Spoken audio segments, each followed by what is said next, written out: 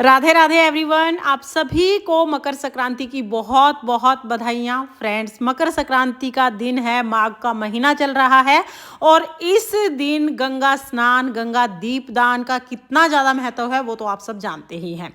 गंगा स्नान अगर आप गंगा जी के तट पे जाके करें तो सर्वोत्तम है, लेकिन अगर किसी कारण से आप गंगा जी के तट पर जाकर गंगा स्नान और गंगा दीपदान नहीं कर पाते हैं, क्योंकि हर साल गंगा स्नान के लिए गंगा जी के तट पे जाना पॉसिबल नहीं हो पाता है, तो आप घर पर भी गंगा स्नान और गंगा दीपदान कर सकते हैं। गंगा दीपदान करने के लिए हमें किसी भी देव वृक्ष के पत्ते चाहिए होंगे।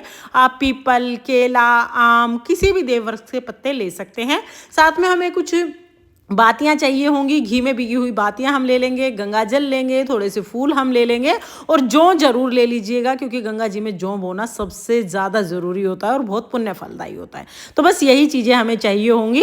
इसके बाद फिर हम गंगा दीपदान करेंगे। तो चलिए अभी देख लेते हैं कि घर में हम गंगा दीपदान कैसे करते हैं। तो देखिए, मकर संक्रांति के दिन सुबह सुबह उठ के हमें स्नान करना है।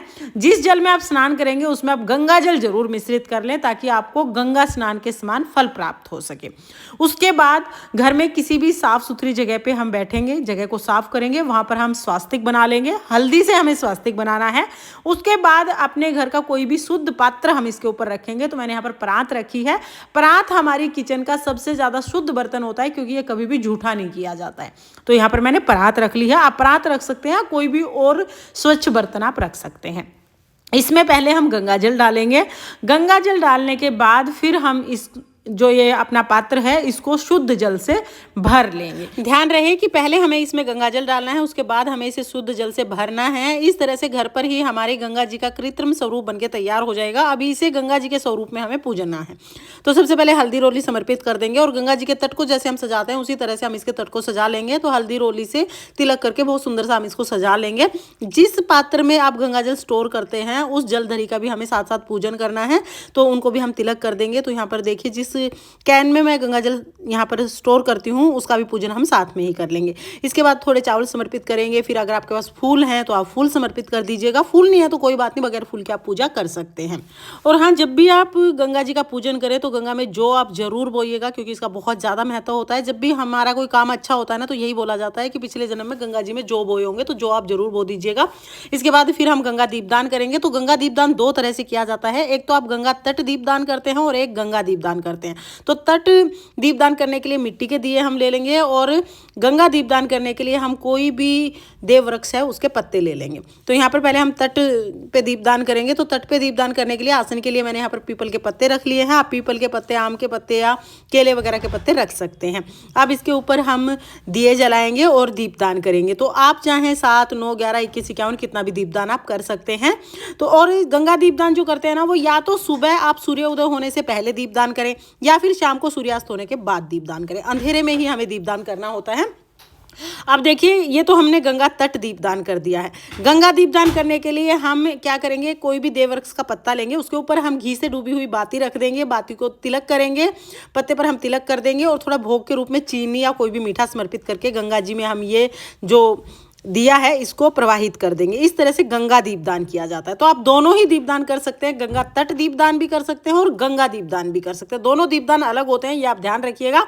जब हम गंगा जी के किनारे जाते हैं ना, तो भी हम ये दोनों दीपदान जरूर करते हैं। और जैसा कि मैंने आपको बताया, जो आप जरूर जरूर बो दीजिएगा। इस तरह से हम गंगा दीपदान करते हैं। फिर हम भोग के लिए कोई भी मीठा, आप कोई भी मिठाई या तो कोई भी आप ऋतु फल ले सकते हैं, चीनी ले सकते हैं, मिश्री ले सकते हैं या तिल आप समर्पित कर सकते हैं। तो भोग हम जरूर समर्पित कर देंगे। उसके बाद हमें कथा सुनिए। अगर आप कथा सुनना चाहते हैं तो यहाँ पर गंगा जी की आप कथा सुन सकते हैं। अगर कथा ना सुनना चाहे तो इस पार्ट को आप स्किप कर दीजिएगा।